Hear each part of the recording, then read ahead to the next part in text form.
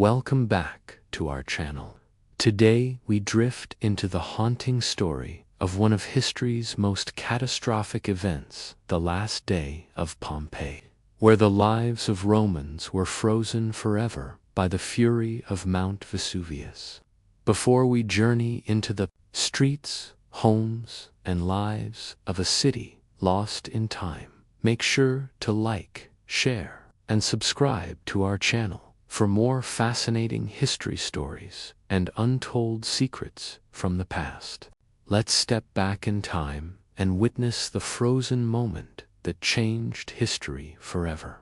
The morning of August 24th, 79 AD, unfolded over Pompeii with the kind of ordinary calm that made the city seem eternal, as if the stones themselves had memorized the footsteps of generations and the laughter of children, and had no intention of ever forgetting. Dawn arrived in soft, warm colors, spilling over the Bay of Naples with a gentle touch, caressing the terracotta rooftops, the marble columns of temples, the stone facades of shops, and the mosaics that paved the streets. In the early hours, the city was already stirring with the first signs of human activity. Bakers had begun to light fires in their ovens, coaxing the dough into golden perfection. The smell of warm bread wafting into the streets, mingling with the scent of oil and wine. That merchants were preparing for the day. The city's inhabitants, ranging from wealthy patricians to the poorest laborers, moved through their routines with a sense of purpose, each step carrying them toward their own ambitions, joys, and duties, oblivious to the silent giant that loomed beyond the horizon in the narrow streets.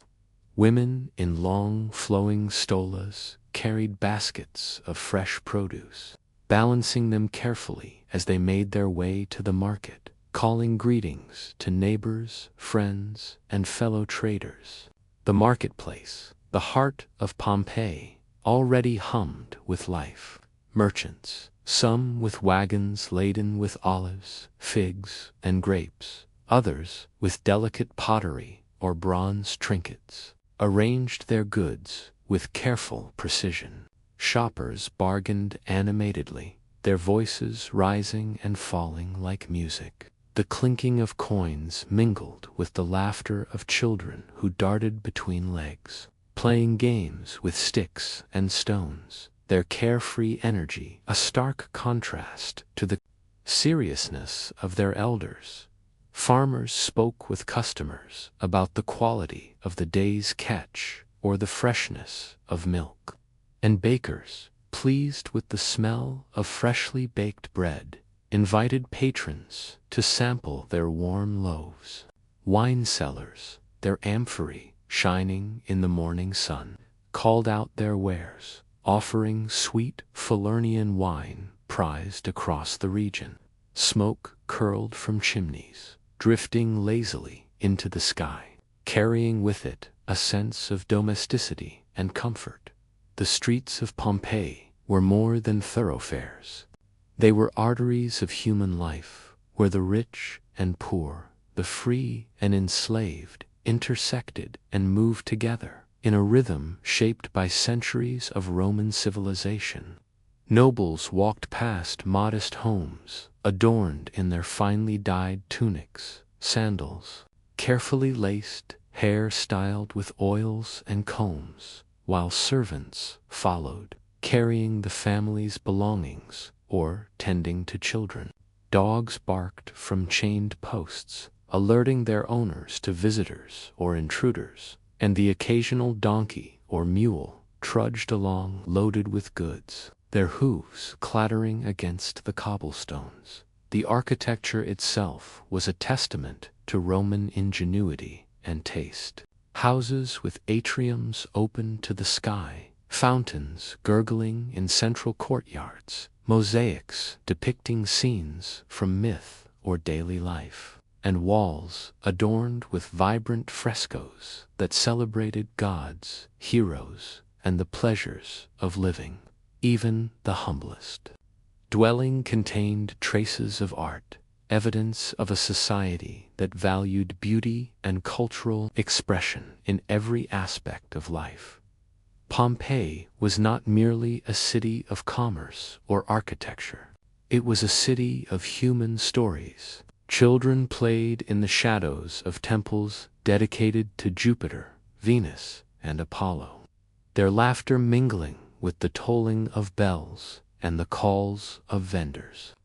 Mothers guided toddlers along crowded streets, holding their hands tightly, while older children darted ahead to friends and neighbors, eager for games or chores. Fathers oversaw workshops where smiths hammered bronze into tools or ornaments, and carpenters shaped timber into furniture or frames for homes.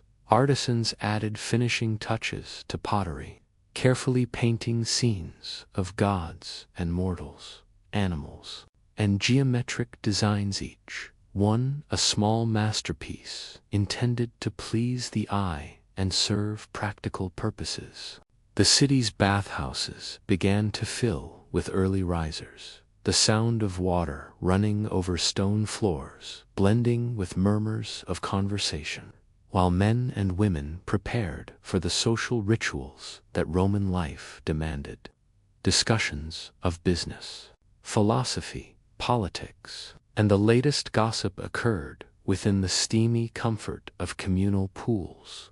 For the people of Pompeii, life was defined by routine, tradition, and the pursuit of daily pleasures, small and large. Food was central to social life. Bread, olives, wine, and fish formed the basis of many meals, while families gathered in their homes to eat together, recounting the events of the day or discussing the next. Some dined in public taverns, enjoying simple dishes, while the wealthy hosted banquets that displayed both extravagance and status. The sound of music could be heard in courtyards and theaters alike, where lyres, flutes, and drums accompanied dances and performances. Religion was woven into every aspect of life, with offerings made to household gods, lares, and pinities, while the temples of the city received ceremonies from priests and devotees who believed that the favor of the gods could influence health, harvests, and fortune. Education, too, was valued. Children of wealthier families studied rhetoric, philosophy, and mathematics guided by tutors, while apprentices learned trades from masters, continuing the cycle of knowledge and craft that sustained Pompeii's prosperity. Yet, despite this apparent stability, the city bore subtle marks of the restless earth beneath it. For days there had been small tremors, earthquakes that rattled windows and shook rooftops. The citizens, accustomed to the occasional movement of the ground, had largely dismissed them as inconsequential. A few merchants repaired minor cracks in walls, and builders inspected foundations, but no one anticipated that these tremors were the whispers of a far more profound upheaval. Mount Vesuvius, the great mountain that shadowed the city, remained silent above the distant presence, almost serene in its permanence. To the people, it was part of the landscape, a familiar sentinel that had stood through generations, its slopes dotted with vegetation and occasionally livestock grazing. They trusted it, or at least they ignored its potential danger, believing that the mountain was a benign neighbor, incapable of violence. In the streets, everyday life continued unabated. Children chased one another around corners and through alleyways, their laughter echoing off walls. Women carried jars of water from public fountains, filling the ornate basins that decorated the city. Markets overflowed with produce from nearby farms, plump olives, fragrant herbs, ripe figs, and clusters of grapes ready for harvest. Merchants called out prices, offering deals and free samples, engaging in verbal duels of persuasion with buyers, who bartered skillfully in return. Street performers added color and entertainment. Musicians plucked strings and played flutes. Acrobats tumbled and leaped, and storytellers recounted tales of gods and heroes, captivating both young and old. Dogs scampered in and out of alleys, chasing birds or small prey, while cats slinked along walls, eyeing the activity with a practiced detachment. The city, despite its density, felt alive with energy, a complex ecosystem of human interaction, trade, and culture. The soundscape of Pompeii was as vibrant as its visual splendor. The clatter of wheels over cobblestones, the murmur of conversation, the laughter of children, the calls of merchants, and the occasional shout of a frustrated vendor formed a symphony of urban life. From the higher terraces and rooftops, the distant hum of the sea added a constant undertone, while the gulls and other birds that circled the city contributed sporadic cries, reminding all who heard them of the larger world beyond the streets and walls. Inside homes, the flickering of oil lamps and the smoke of cooking fires created warmth and motion, a contrast to the cooler morning air, carrying aromas that mingled with the open-air smells of the streets, blending domesticity with commerce in a seamless expression of urban vitality. And through all of this, Mount Vesuvius remained silent, towering, and ever-present. Its presence was a part of daily life, a backdrop for commerce, conversation, and ceremony. Yet there was an unknowable weight to it, a latent energy that no one could see, smell, or feel with certainty. Farmers who tilled the slopes of its lower reaches often whispered tales of small earthquakes or strange smoke in the distance, but the city largely ignored these signs. The mountain had been silent for generations. It had not erupted in living memory. It had no reason in the minds of Pompeii's citizens to disrupt their thriving, ordered, and beautiful existence. And so life continued with its intricate dance of people, markets, rituals, and routines, a city utterly unaware of the catastrophic transformation that awaited it. The morning drew on, and the sun rose higher, casting long shadows across streets lined with stone columns, villa gardens blooming with flowers, and courtyards filled with statues of gods and heroes. The sounds of life persisted, the hammering of a blacksmith, the laughter of a child as she chased a puppy, the chatter of women exchanging news and gossip, the splashing of water in the baths, the calls of merchants peddling spices, fruits, and fish. Everything seemed eternal, immutable, and safe. The people of Pompeii believed they would see the evening, then tomorrow, then the day after, and yet none could have imagined that this seemingly ordinary morning would be their last. Beneath their feet, however, the mountain waited. Deep in its hidden chambers, molten rock stirred and gases accumulated. The earth whispered its warning through tremors and subtle shifts, yet no one understood the language it spoke. And so the city went about its business, trading, arguing, laughing, cooking, praying, its vitality a stark contrast to the unseen forces that lay dormant, waiting for the moment to transform Pompeii from a bustling, vibrant city into a memory, frozen under ash. The morning of August 24th, 79 AD, in Pompeii, was ordinary in its sights, sounds, and smells. It was ordinary in its routines, its commerce, and its human drama. It was ordinary in every conceivable way. And that ordinary made what happened next all the more unimaginable, because ordinary life, as the people of Pompeii knew it, was about to be shattered, forever replaced by silence, ash, and the haunting forms of lives abruptly ended, preserved for millennia beneath the shadow of Mount Vesuvius. The morning of Pompeii's last day had already unfolded in ordinary rhythm. But as the sun climbed higher into the sky, a subtle change began to whisper across the city, almost imperceptible to the untrained eye. At first, it was nothing more than a shift in the air, a heaviness that pressed down upon rooftops and plazas, an almost imperceptible tremor beneath the cobblestones. The city continued its business. Merchants calling out their wares, children chasing one another through alleys, and women carrying baskets of fruits, vegetables, and jars of water from the fountains. But beneath their feet, a force far greater than the bustle of human life was stirring.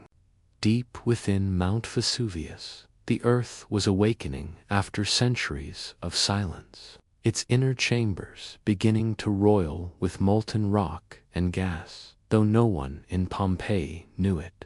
The mountain which had once been dormant and reassuring was preparing to demonstrate its immense and terrifying power. For the citizens, life carried on with the same carelessness and familiarity with which it always had. Merchants arranged pottery on wooden stands in the market, the glint of sunlight unpainted, amphory catching the eye of passers-by. Bakers slid freshly baked bread from the ovens onto wooden shelves, the aroma drifting into the streets like a warm, invisible hand coaxing people to linger. Children's laughter echoed from one street to the next, their games oblivious to the tremors beneath their feet. Even the priests, tending to their daily rituals and offerings, noticed only the faint quiver in temple step sand. Being a people accustomed to small seismic events, they dismissed it as another minor jolt from the restless earth. Yet the tremors were not random. They were the mountain's first whispers of awakening, subtle messages that had gone unnoticed for generations.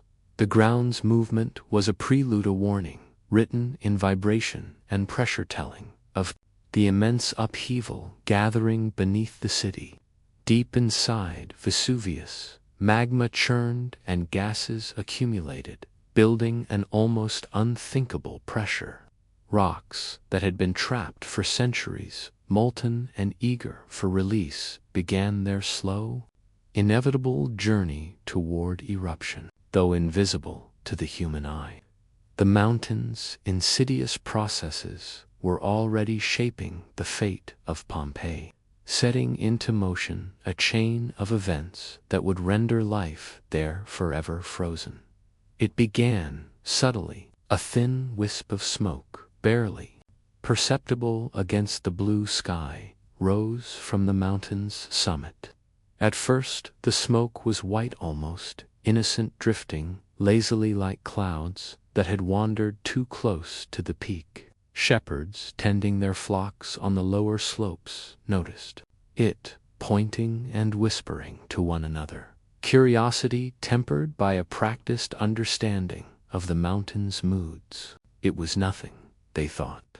Perhaps the wind carried ash from some distant land, or a fire had broken out somewhere on the mountain. Yet the wisp thickened, coiling and twisting, taking on shades of gray, and then darker as it rose into the sky. The sun's warmth began to struggle against it, the brilliant morning light dimming as the ash began to filter down, dusting roofs, pavements, and the people below. At first, it was an oddity rather than a threat. Children stopped their games to gaze upward, their mouths open in awe. Merchants paused, looking skyward, puzzled by the strange shadow passing over their shops and stalls. Dogs barked, uneasy at the unusual sight. A few elderly citizens shook their heads, recalling tales told by their parents of tremors and eruptions in distant land, stories of mountains that had rumbled and then fallen silent again. Some feared nothing, certain in the permanence of their city, its walls, its gods, and its traditions. Yet others felt unease creep into their hearts, small, cold trickle of instinctive dread that whispered, "Something is wrong." The ash began to fall more persistently. Initially, it was light, almost delicate, drifting through the air in a lazy snow of gray and white flakes. People brushed it from their tunics, annoyed but not alarmed. Bakers shook it off loaves of bread. Merchants swept it from their goods. Children ran through it, catching flakes on their hands and faces with the giddy curiosity of youth. But soon the snow of ash thickened, turning the day into an unnatural twilight.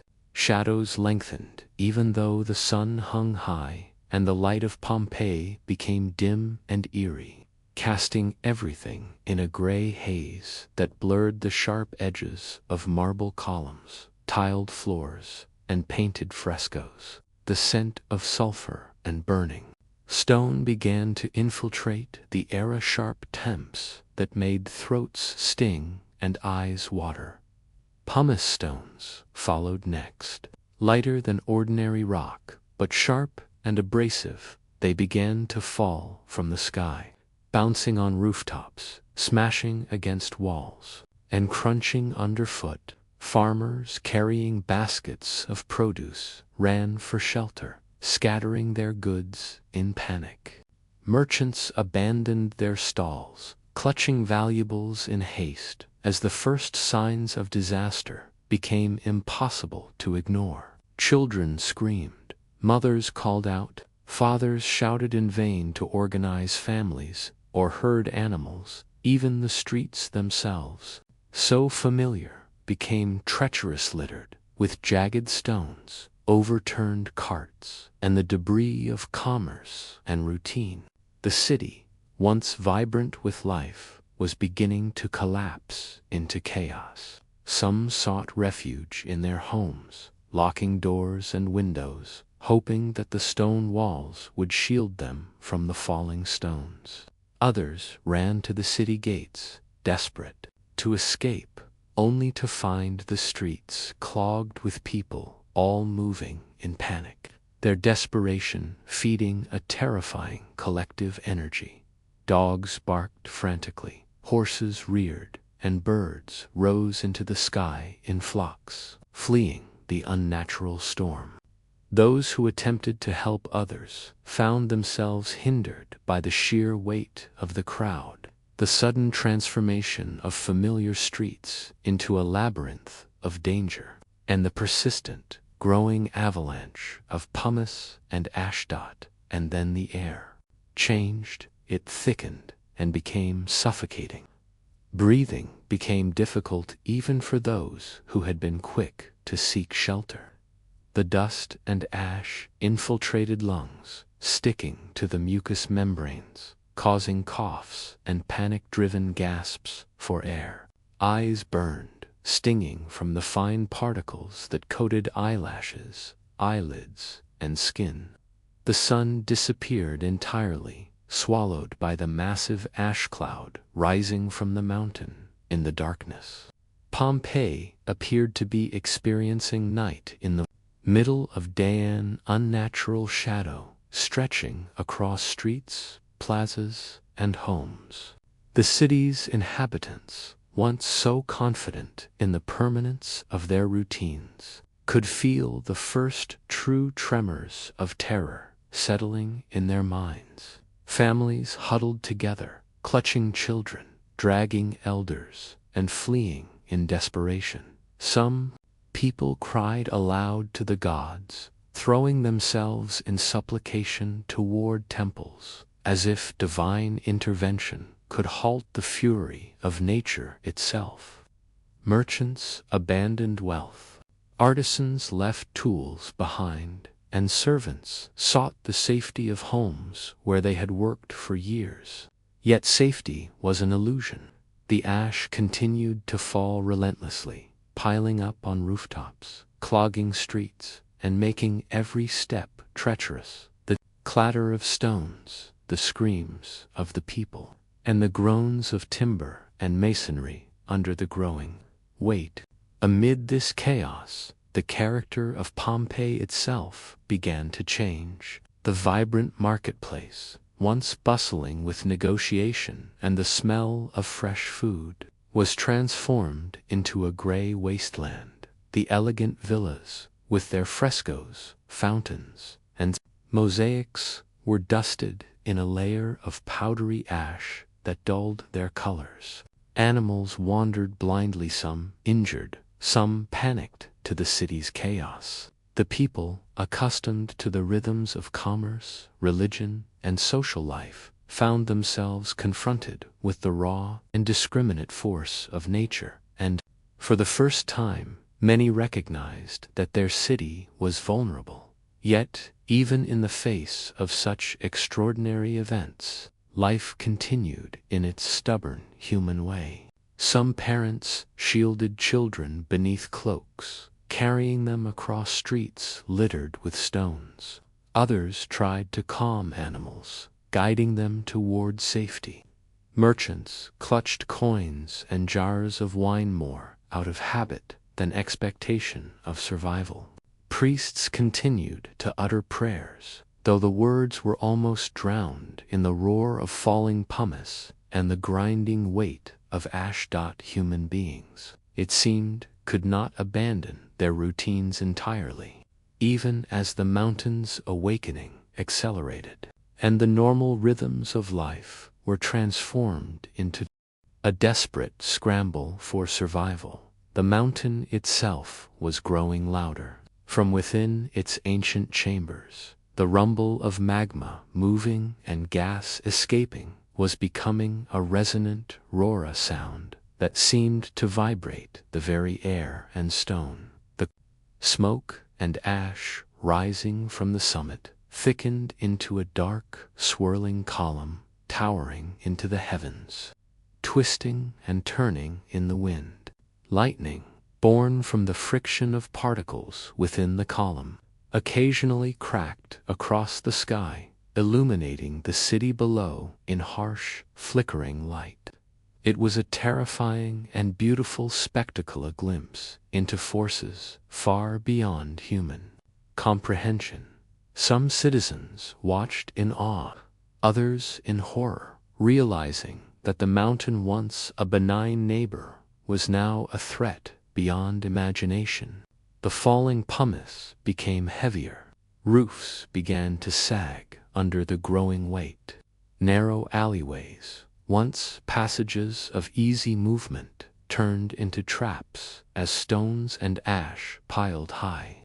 People attempted to escape through gates, but streets were crowded. Stones underfoot, shifting and tripping feet, and panic spreading faster than any individual could run. The city, with all its beauty, culture, and human energy, was being overwhelmed by the slow but unstoppable advance of nature. Every breath became a labor. Every step was dangerous. Every glance upward revealed the sheer scale of the eruption, the column of smoke and ash blotting out the sun, signaling the unstoppable momentum of a force that would soon define the end of Pompeii. And these first hours, the city of Pompeii teetered between routine and catastrophe. The ordinary morning, with its bread, markets, and laughter, had been replaced by a surreal nightmare. A city caught in transition between life and destruction. Some families sought shelter in homes and courtyards. Others continued to flee, carrying their children and possessions as fast as they could.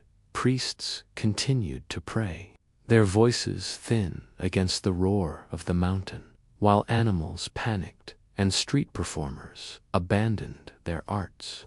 The mountain was awakening fully, the tremors stronger, the ash heavier, and the air thick with sulfur. Every familiar sight and sound was being transformed by the eruption.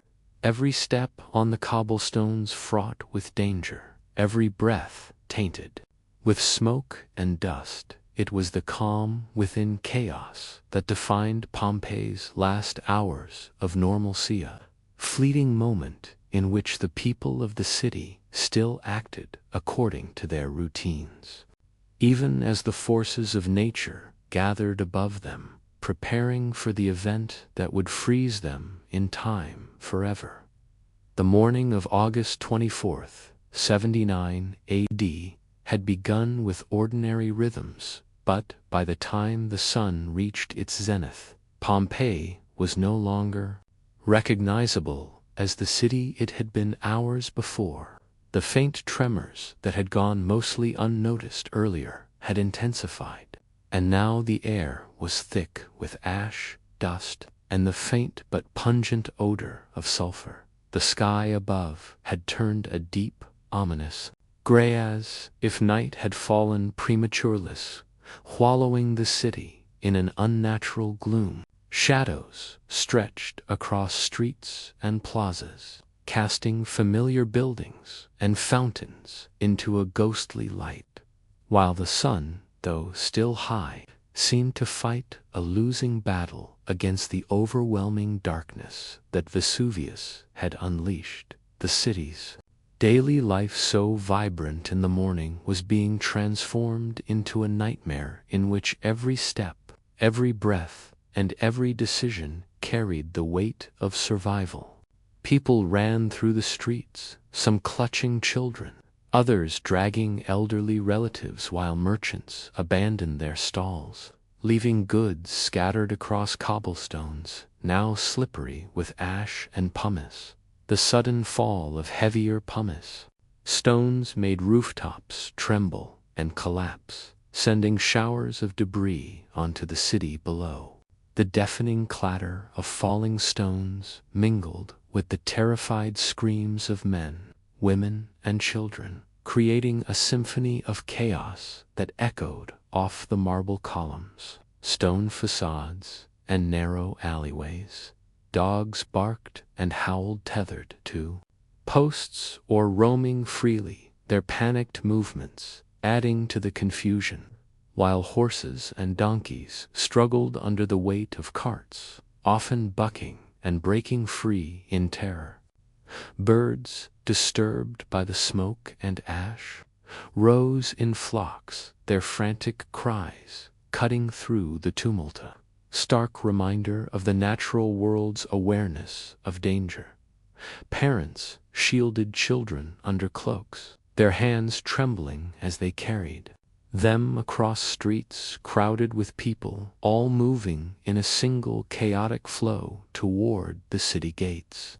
Mothers held infants tight, whispering frantic prayers to gods whose faces they could not see, while fathers tried desperately to guide their families past the debris. Balancing urgency with caution, some stumbled over loose stones, falling prone under the weight of ash, while others collided with panicked neighbors, sending children tumbling and belongings scattering. The city, once a carefully organized network of streets, markets, and homes, had become a treacherous maze of danger, its familiar paths now threatening obstacles. The ash, once light and drifting, now fell in dense layers, blanketing the streets, rooftops, and plazas. Each flake, small and seemingly harmless, accumulated rapidly, forming a thickening blanket that made movement increasingly difficult. Breathing became laborious, as fine particles entered lungs, causing coughs, gagging, and wheezing, while eyes burned and streamed tears. The suffocating atmosphere forced people to shield their faces with cloth, their tunics, or their arms, but even this offered only partial relief. The more they struggled to escape, the more they inhaled, and the more their lungs protested the intrusion of nature's deadly gift. In the marketplace, the vibrant energy of morning trade had vanished entirely. Stalls of olives, grapes, fish, and pottery lay abandoned goods, crushed beneath the falling stones and ash. Merchants tried to salvage what they could, clutching coins or fragile amphorae, but the urgency of survival soon overrode any concern for wealth or possessions. The calls and negotiations that had once filled the plaza were replaced by screams and cries of terror. Children cried for their parents, parents called out for their children, and strangers became temporary companions in the shared desperation of survival. The bonds of daily routine had been replaced by instinctive reactions. Each person attempted to navigate the shifting dangers of collapsing roofs, thickening ash, and surging crowds.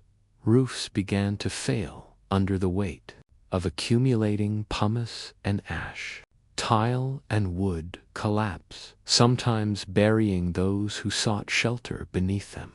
The sound of roofs caving in, mingled with shouts and falling stones, created a relentless, oppressive noise that seemed to press down on the survivors from all directions.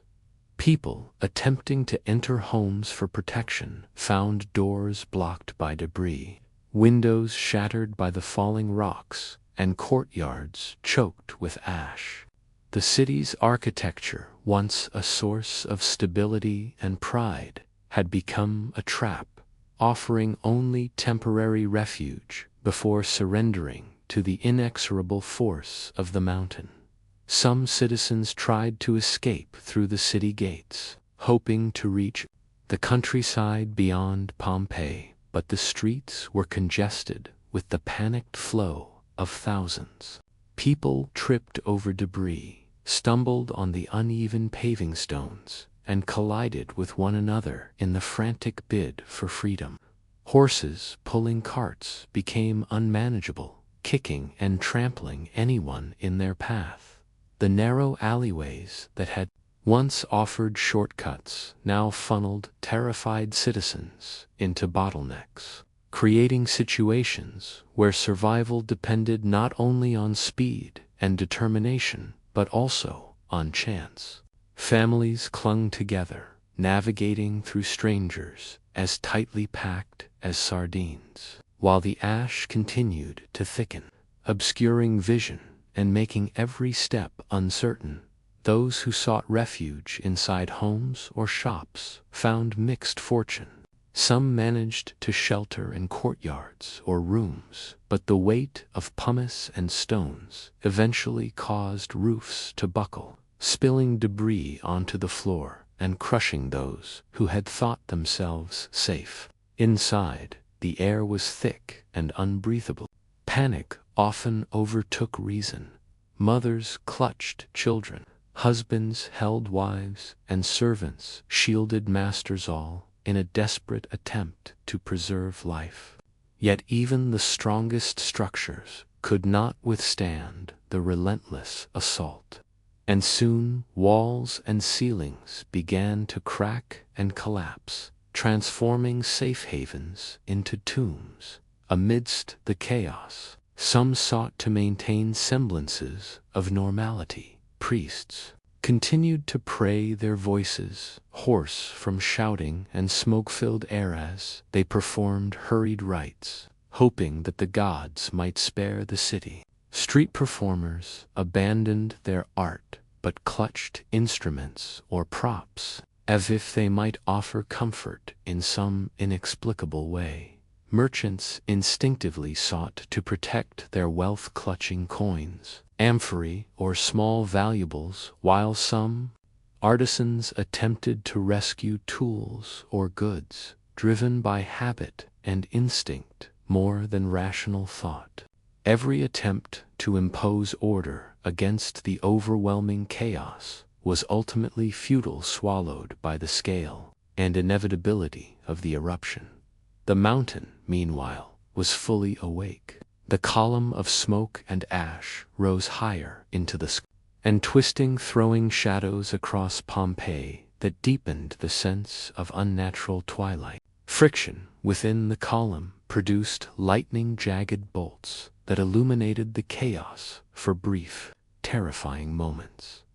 The sound of the eruption was deafening, a constant, omnipresent roar that seemed to shake the air and reverberate through the stone streets. The vibrations from the mountain made the earth feel alive beneath the citizens' feet, adding to the sensation that the participating in the destruction, collapsing and shifting as though conscious of the terror it bore witness to. As the day wore on, the ash became thicker and in layers that made each step more laborious. The city's fountains, which had provided cool water and a point of social gathering, became clogged with pumice. Streets and alleys filled with falling stones and debris. The very thoroughfare of human life transformed into obstacles of mortality. People who had once taken pride in their homes, gardens, and public spaces now moved through ruins, forming in real time their familiar city, changing into a surreal, suffocating landscape. Shadows cast by collapsing rooftops and falling stones created illusions of movement and threat, adding to the confusion and terror that gripped the population. Families huddled together wherever they could find temporary safety. Mothers pressed infants to their chests, whispering prayers and promises, while fathers held wives and children, guiding them through streets now coated with a gray, gritty blanket of ash. Some tried to carry belongings, others abandoned them entirely. Pets, too, suffered. Dogs strained against leashes, their whines echoing through the streets, while birds trapped in courtyards and rooftops flapped desperately, adding to the cacophony. The instinct for survival became the dominant force, overriding all other human concerns, including comfort, status, and propriety. Amid this chaos, Pompeii's cultural and religious life struggled to persist. Priests and temple servants attempted to offer prayers and sacrifices, their gestures frantic, hoping that their devotion might appease the gods.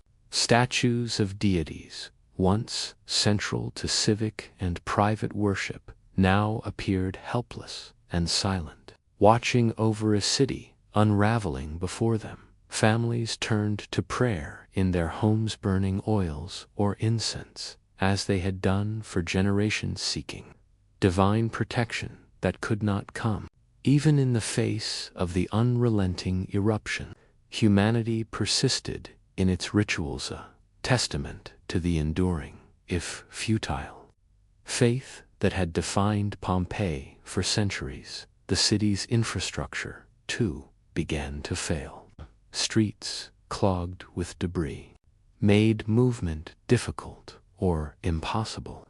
Buildings cracked under the combined weight of ash, pumice, and structural failure. Water channels and fountains essential to hygiene and lifeware buried or contaminated. The once thriving marketplace, heart of commerce and social life, became a labyrinth of destruction, littered with broken amphorae, scattered coins, and the remnants of hastily abandoned goods.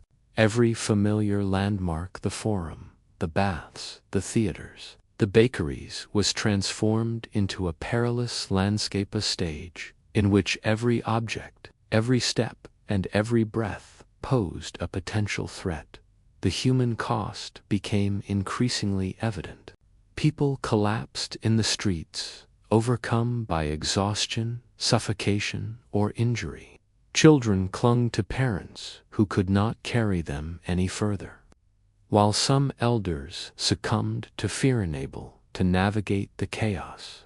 Panic multiplied as individuals realized that there was no easy escape. The density of the streets, combined with the relentless fall of pumice and ash, created a situation in which movement, though necessary, was hazardous and hesitation could mean death.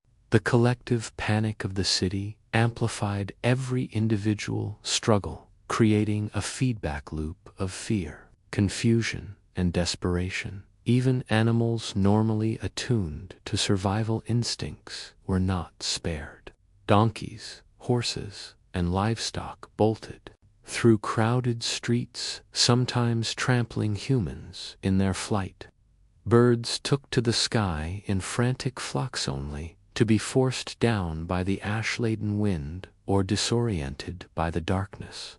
Dogs yelped, fought against restraints, or fled through streets where escape was impossible. Nature itself seemed to echo the chaos of the human experience as every element of Pompeii, people, animals, and infrastructure, was overwhelmed by the mountain's awakening. The psychological strain was immense.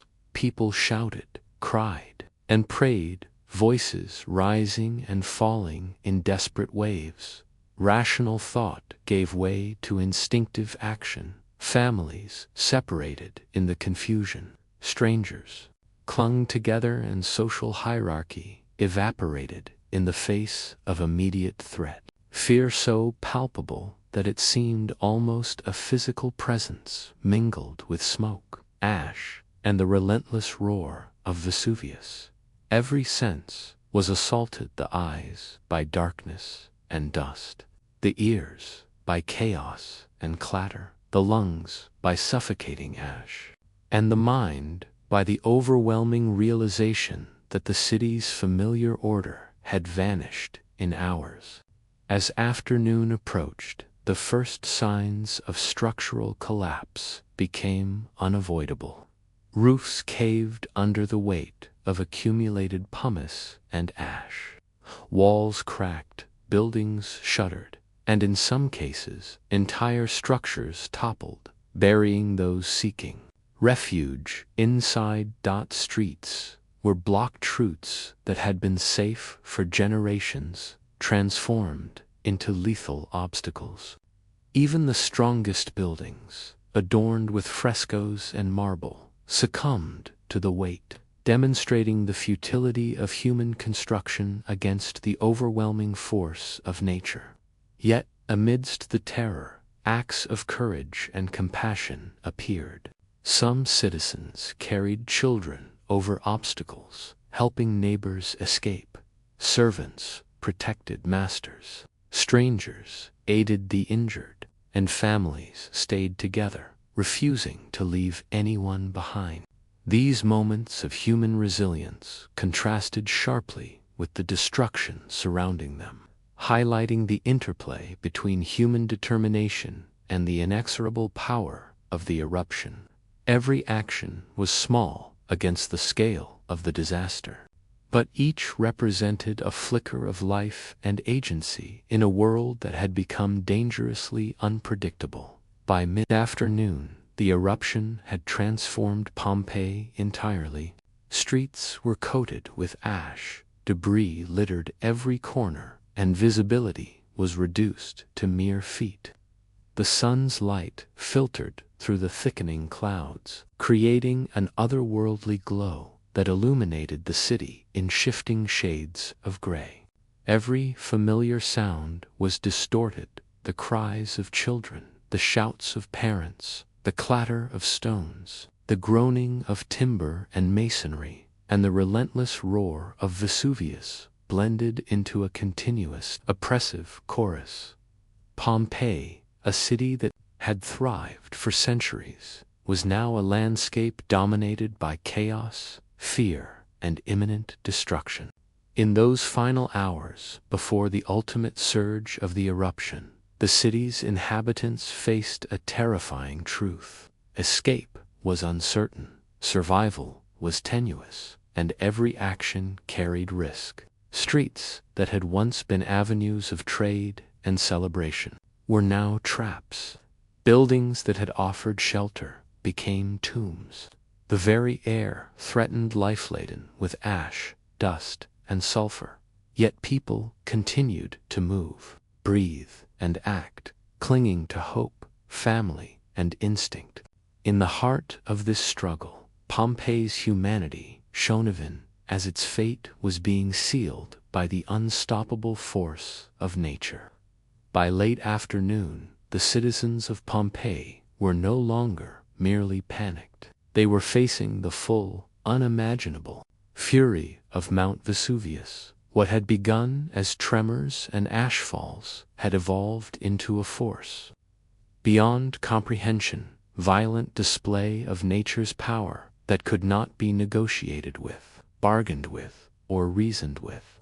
The mountain, having awakened fully, now unleashed its deadliest weapon, a pyroclastic surge.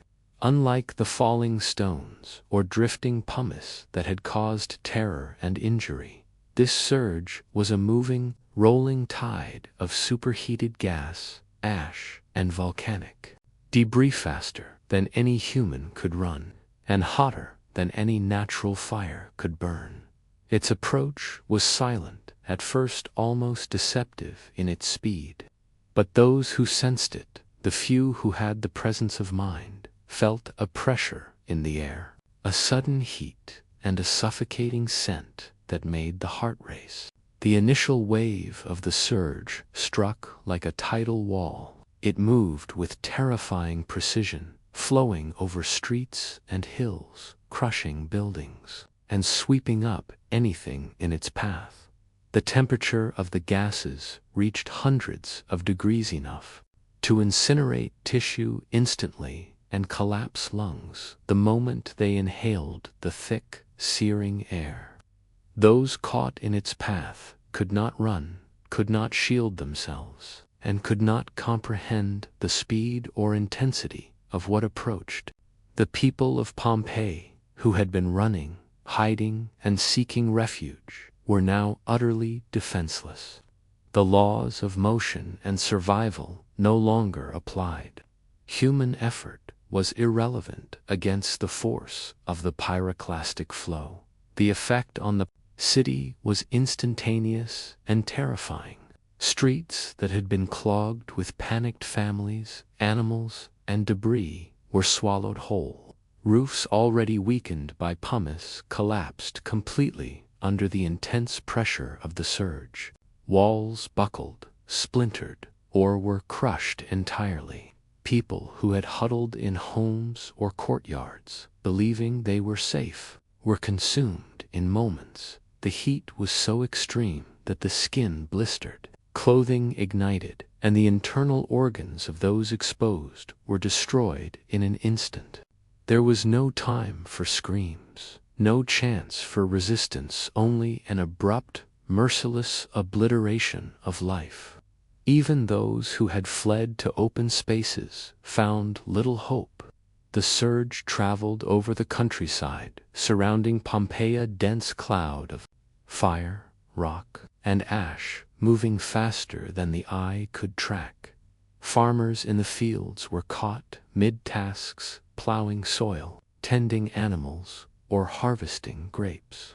They could see the wave of destruction advancing, but had no chance to escape. Trees were incinerated. Animals fled, only to collapse and die moments later.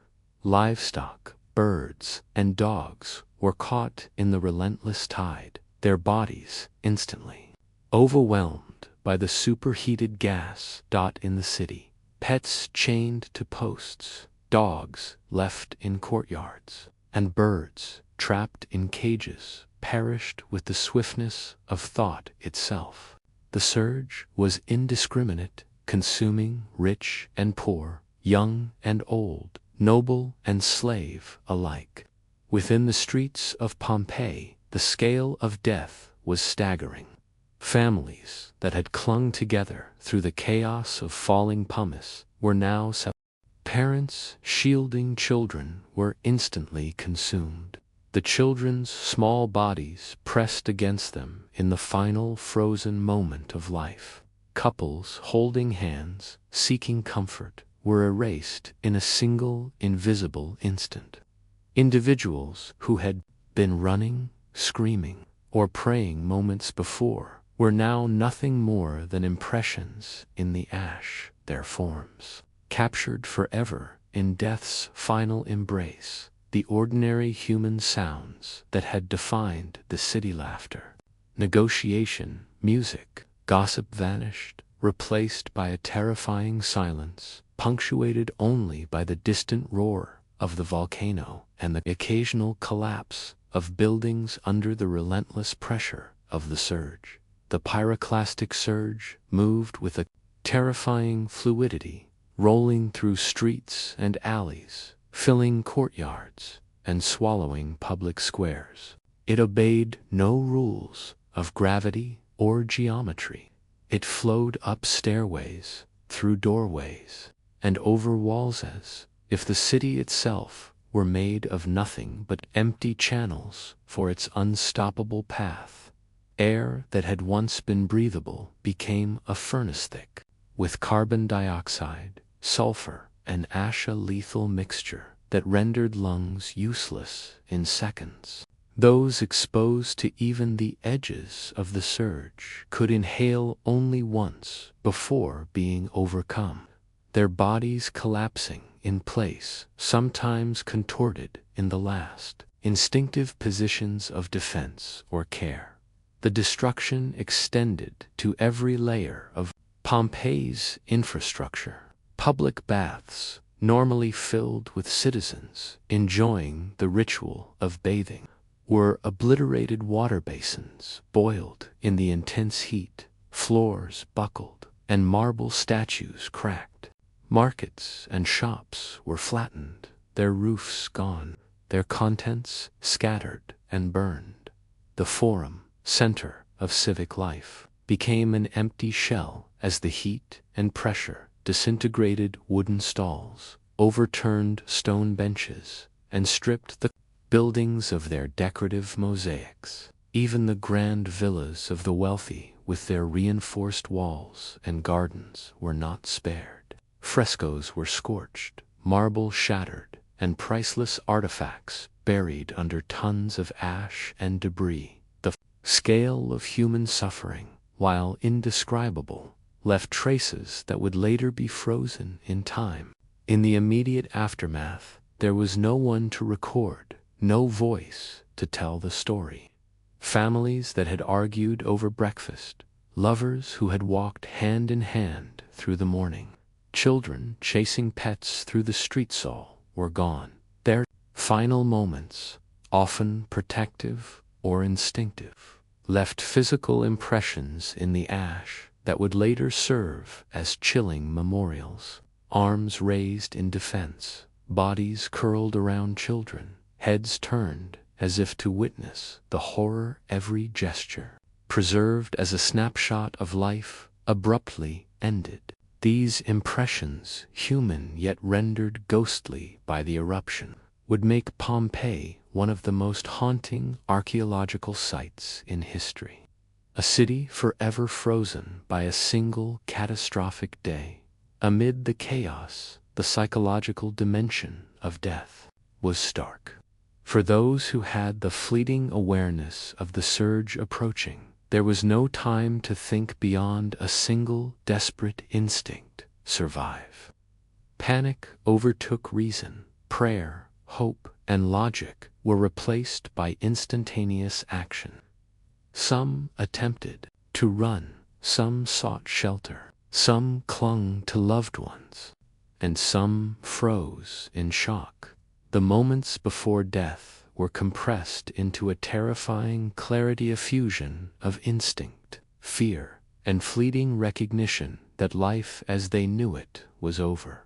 Yet the pyroclastic surge allowed no comprehension, no experience, beyond the immediate physical obliteration.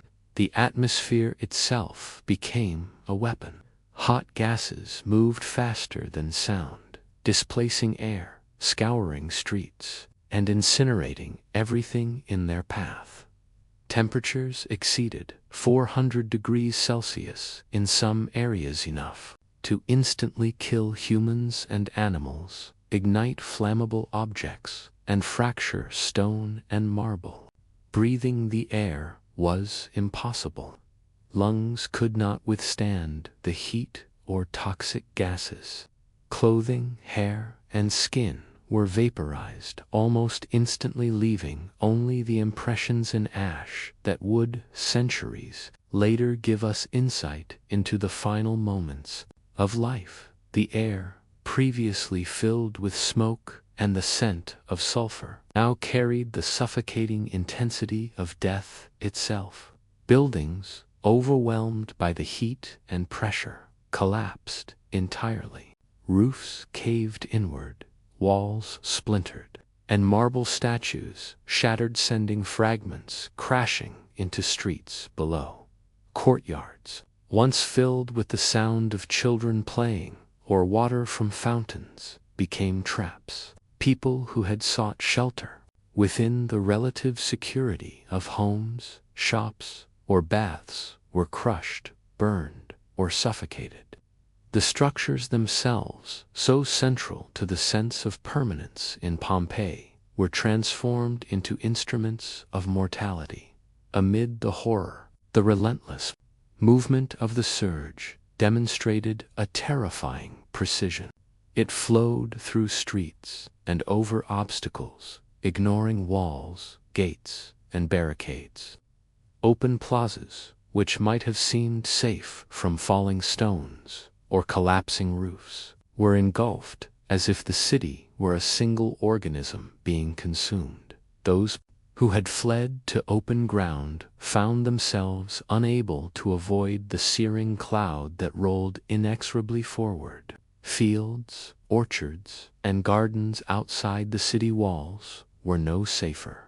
As the pyroclastic surge expanded beyond the urban boundaries, consuming everything in its path, the timing of the disaster compounded its severity. By late afternoon, exhaustion had set in among the survivors. People who had been running, lifting, and shielding others for hours were physically spent, their muscles cramped, their energy sapped, and their judgment clouded by heat and panic. When the surge arrived, even those who might have momentarily perceived a possible escape lacked the physical strength to act.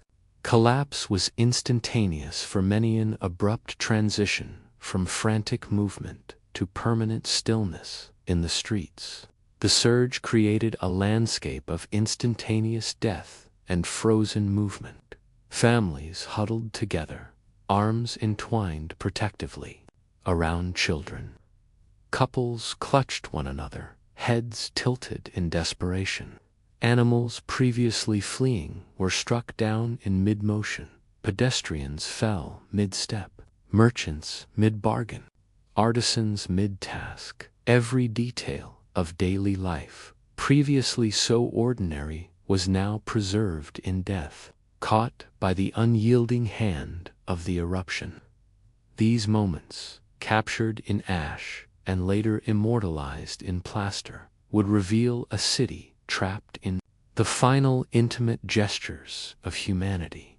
The psychological dimension of witnessing the surge, even briefly, was profound.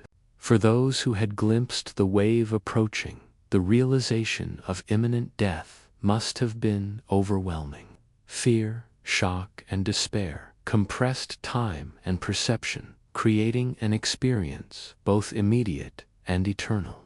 Some may have cried out, others may have clutched loved ones, and some may have attempted to flee one final time, lamely to find that escape was impossible. The mountain, silent for centuries, had reclaimed its authority, rendering human effort irrelevant. Even sacred and cultural spaces were consumed without mercy. Temples, altars, and shrines, focal points of civic and religious life, were destroyed. Statues of gods once revered crumbled under heat and debris. Frescoes on walls depicting scenes of myth, daily life, and divine intervention were scorched or buried. Public spaces that had been centers of commerce, debate, and performance, the forum, the baths, the theaters, were flattened or filled with deadly ash. Pompeii's culture, accumulated over centuries, was being erased in hours, leaving only the silent impressions of bodies, the shadowed outlines of buildings, and the scorched remains of objects as evidence of what had once been. The full human toll of the pyroclastic surge cannot be comprehended in numbers alone. Entire neighborhoods were wiped out in moments, with no survivors to recount the events. Individual experiences, frozen in the final seconds of life, were varied yet universally tragic. A mother shielding her child, a father protecting a wife, a merchant clutching his goods, children clutching pets, servants attempting to rescue masters. Every gesture was halted by the surge, leaving an eternal snapshot of humanity caught between life and death. The speed and intensity of the surge made it impossible for rescue or escape. Roads were impassable, streets choked with debris, and the heat and toxic gases ensured that those who attempted flight were quickly overcome. Even the countryside surrounding Pompeii offered no refuge. The surge extended beyond the city walls, enveloping nearby villages, fields, and forests, transforming the landscape into a vast graveyard of life, nature, and civilization alike. The finality of the surge was absolute. Where life had existed just hours earlier, markets bustling, children laughing, families conversing, now remained only ash, rubble, and the impressions of human bodies. The roar of the volcano faded only slightly after the initial surge, placed by secondary flows, falling debris, and the settling of ash. But the city was already lost. Every street, building, and courtyard bore witness to the eruption's unparalleled power. Pompeii had been transformed from a thriving Roman city into a frozen tableau of death, captured in the last gestures and positions of those who had lived, loved, worked, and played there. By evening, the city was almost entirely buried. The ash, pumice, and debris continued to fall, layering over streets, rooftops, and open spaces. Smoke and steam rose from heating materials, creating an eerie, otherworldly landscape. The silence that followed the surge was profound, broken only by the occasional collapse of weakened structures or the distant rumble of the volcano. Pompeii, vibrant and alive just hours before, had become a city suspended in a tragic, eternal moment. The human drama, once loud, chaotic, and ordinary, was now frozen, awaiting rediscovery by future generations, who would marvel at both the destruction and the intimate details of. When the pyroclastic flows had finally ceased, the city of Pompeii was no longer the vibrant hub of life it had been just hours before. The streets, once bustling with merchants, children, and citizens going about their daily routines, were now unrecognizable under layers of ash, pumice, and debris.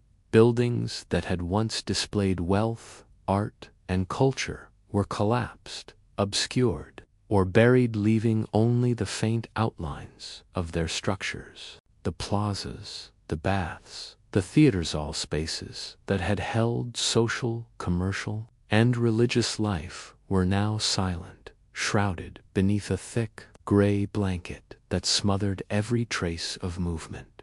Time itself seemed to have been arrested. Though Mount Vesuvius had imposed a cruel pause on history, freezing the city in an eternal twilight of destruction, the first signs of the aftermath were stark in their simplicity. Ash and pumice continued to settle from the sky, forming a heavy layer over streets, homes, and courtyards. The air, once thick with the heat and suffocating gases of the eruption, gradually cleared, revealing a city that was eerily still. No cries echoed through the streets. No movement disturbed the silence. The only sound was the occasional rumble of settling debris, the faint shifting of ash under gravity, and the distant murmur of the mountain which still seemed to breathe. With a latent power dot where life had thrived in chaos just hours earlier, now there remained only stillnesses, silent testament to the speed and magnitude of nature's fury. The human cost was beyond imagination. In homes, streets, and courtyards, the people of Pompeii had been caught mid-action, frozen in the moments before death. Fathers shielding children, mothers clinging to infants, couples holding hands. These gestures, once full of hope, love, and instinct, were now rendered eternal in death. Those who had attempted to flee through the streets were halted mid-step, their bodies preserved in contorted positions of panic, struggle, and despair. Some had collapsed near fountains or market stalls, leaving the faint traces of coins or pottery scattered beside them. Others had sought refuge in the relatively sturdy walls of homes or temples, only to be overtaken by the unrelenting surge. Each body became a silent witness to the suddenness and universality of the catastrophe. Yet it was not only the people who were frozen. Animals, too, had been claimed by the eruption. Dogs, cats, livestock, and birds, all caught in the same overwhelming event, were preserved alongside humans, their bodies embedded in the ash dot, the loyal dog that had raced alongside its master. The flock of sheep, startled by the heat and speed of the surge, and the household cats seeking hiding places, were captured in their final moments, becoming part of the eerie tableau that Pompeii would later reveal. Even pets chained in courtyards or perched on rooftops were immobilized, their fear and instinct encoded in the impressions left behind. The city had become a museum of instantaneous death, preserving both the ordinary and the extraordinary. In tragic detail, the ash that buried the city played a paradoxical role. While it caused suffocation and death, it also acted as a protective layer, shielding what remained from immediate decay. Buildings that had survived the collapse of roofs or walls were encased, their frescoes, mosaics, and structural elements preserved beneath a thick covering of pumice. Wooden objects, furniture, and even delicate household items were buried in layers that prevented complete decomposition. The streets, though impassable at first, were protected beneath the ash, preserving the layout, the paving stones, and even the imprints of human and animal footprints. Nature, in its destructive capacity, had simultaneously become a custodian of history. Among the most haunting aspects of the aftermath were the voids left by human bodies in the hardened ash. As centuries passed, These voids, which formed when bodies decomposed within the compacted material, became remarkable evidence of the final moments of life. Archaeologists, centuries later, would pour plaster into these cavities, creating casts that revealed the exact positions and expressions of the people of Pompeii in their last moments. The mother clutching her child, the couple reaching for one another, the man shielding his face from the oncoming surge. These casts conveyed the terror, desperation, and humanity of the victims with an intensity no written account could match. In a way, Pompeii was not only a city of the past, but a city of the frozen present, capturing life in its final intimate details. The city's infrastructure, once a symbol of Roman order and ingenuity, was transformed into a tableau of destruction and preservation. Streets clogged with debris, yet intact in layout, revealed the careful planning of urban life. Villas with courtyards, fountains, and mosaics were buried but remained largely recognizable beneath the ash. Public baths, though damaged, retained the outlines of pools, changing rooms, and intricate decorations. The Forum, the heart of civic and religious life, lay under meters of pumice, yet the alignment of columns, the steps leading to temples, and the bas-reliefs on walls were preserved. The eruption had erased the daily rhythms of life, but it had also captured them in a state of eerie suspension in the aftermath. The psychological impact of the city's sudden silence was profound. Where once there had been vibrant noise, children playing, merchants haggling, priests chanting, there was now nothing but stillness. The city had become a tomb, yet it was a tomb of remarkable clarity.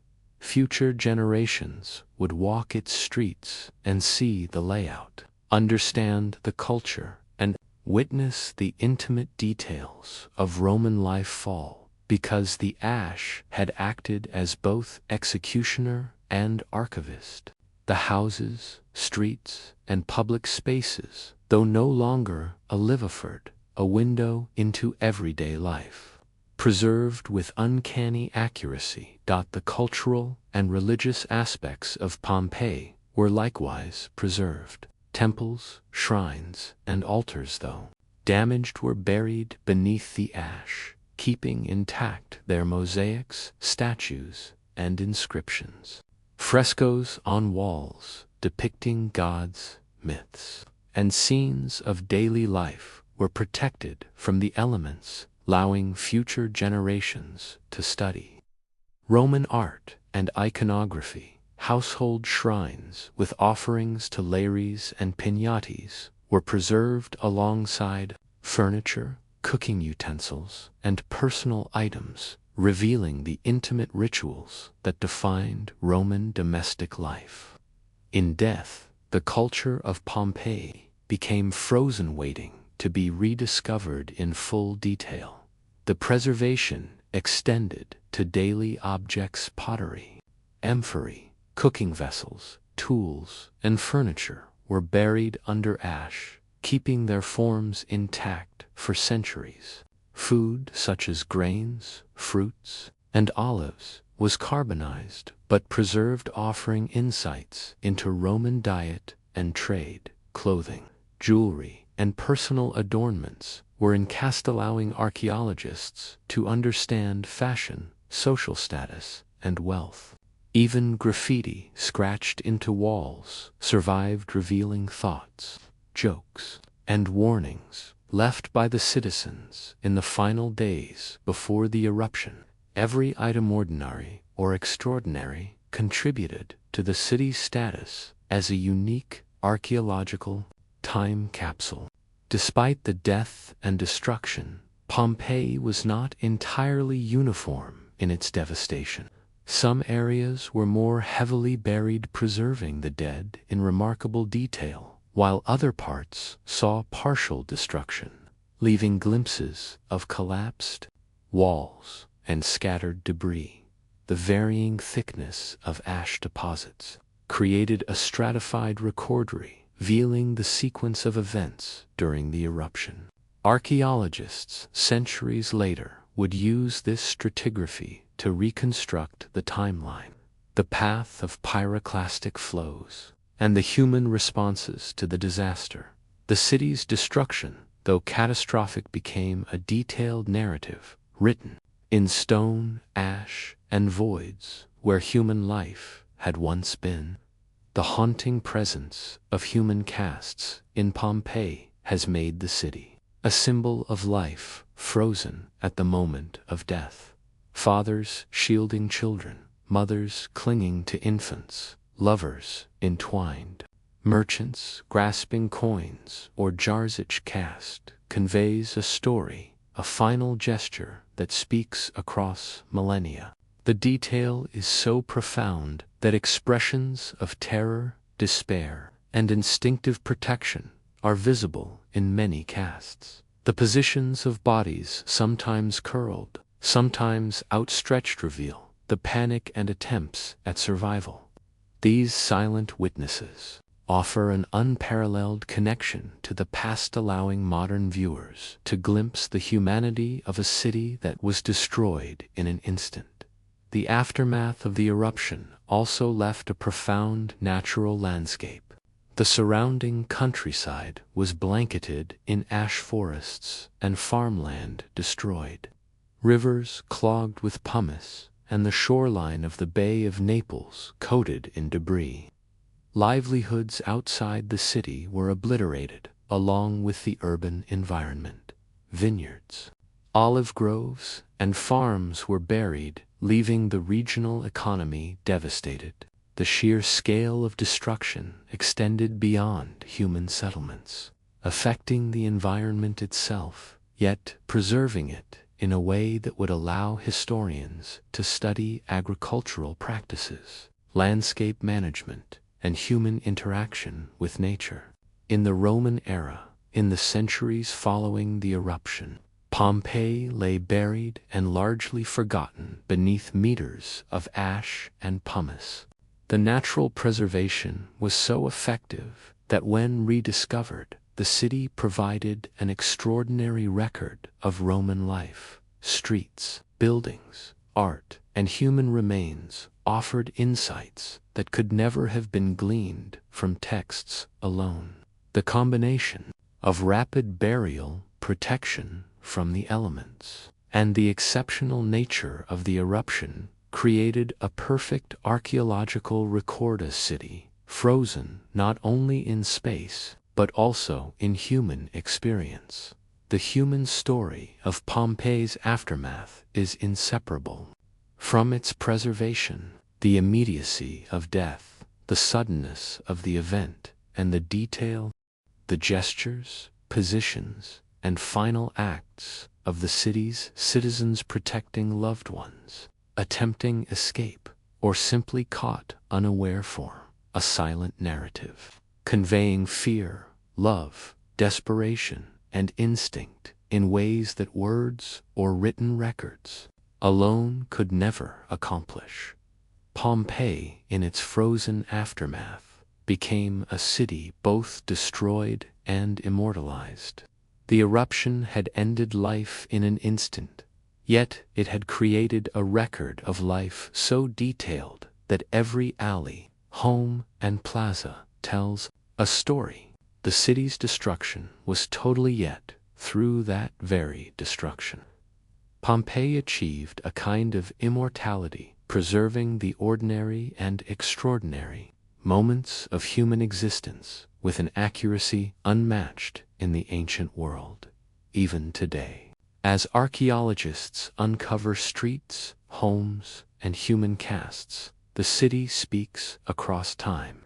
The ash and pumice, once instruments of death, now serve as protectors of memory. Frescoes, mosaics, inscriptions, and everyday objects reveal not only the scale of the disaster, but also the details of daily life, commerce, religion, and culture. The preserved city provides a window into the human experience, the ordinary lives that were interrupted so suddenly, yet remembered so profoundly. Pompeii's aftermath is not merely a story of destruction. It is a story of preservation, memory, and humanity. The city stands as a silent witness to the fragility of life, the power of nature, and the endurance of cultural memory. Its streets, houses, and human casts allow us to witness a day that ended abruptly yet continues to speak across centuries through the frozen forms of its citizens.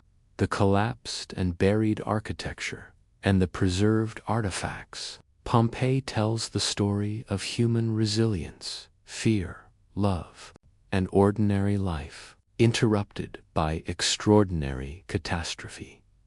Centuries passed after the catastrophic eruption of Mount Vesuvius in 79 A, leaving Pompeii buried under layers of ash and pumice, forgotten by the world above. The city, once a bustling center of Roman life, remained silent, preserved in the moments before destruction. Over time, the memory of Pompeii faded from the collective consciousness, remembered only in scattered writings by Roman historians and travelers' tales. Yet beneath the earth, the city lay frozen, a time capsule of human existence. Began in earnest in the 16th century, when workers digging a well near the Sarno River stumbled upon fragments of walls and artifacts buried beneath the soil. Initial interest was limited, and much of what was found was taken for personal collections or repurposed, but the seed of curiosity had been planted. Scholars and travelers heard of a city buried in the shadow of Mount Vesuvius, a place where time had stopped preserving both tragedy and daily life in a way no other site could. The concept was extraordinary. Here was a city not erased by memory, not destroyed in legend, but physically frozen in history, waiting for the modern world to uncover it. Systematic excavations began in the mid-18th century under the Bourbon kings of Naples, and the full significance of Pompeii slowly became apparent as workers and archaeologists unearthed streets, houses, public buildings, and temples. The city revealed itself layer by layer. The ash and pumice, once instruments of death, had acted as protectors of memory, shielding walls, frescoes, mosaics, and human remains from the erosion of centuries. Each discovery was like opening a window into a world long vanished. The colors of murals, the delicate designs of pottery, and the inscriptions of everyday life all survived in remarkable detail. Scholars began to understand the scale and complexity of Pompeii's social hierarchy, urban planning, and daily routines, all preserved in a city that seemed to have been paused in mid-moment. Among the most haunting discoveries were the human casts. Archaeologists realized that as bodies decomposed in the hardened ash, they left voids in the sediment. By pouring plaster into these cavities, they could recreate the shapes, postures, and final gestures of Pompeii's citizens. These casts revealed intimate and terrifying details: father shielding his children, a mother clutching an infant, a couple frozen in embrace. Some appeared to be fleeing, arms outstretched, while others were crouched in terror or collapsed in exhaustion. Each cast told a story, offering an unparalleled window into the human experience of disaster, capturing fear, love, instinct, and desperation in a single frozen instant. The city itself